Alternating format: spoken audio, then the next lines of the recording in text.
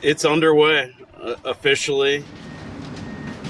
There's been some demo to the suite level and so on, and it's now officially a construction zone.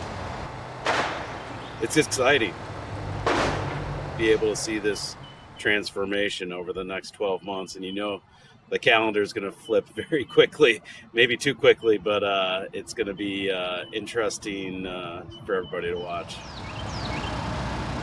I think being on the same site as the venerable 100-year stadium is very cool to me, and at the same time it'll also have the wow factor. When people walk in, it'll look completely different, from the state-of-the-art video board in the outfield to the party areas on both sides.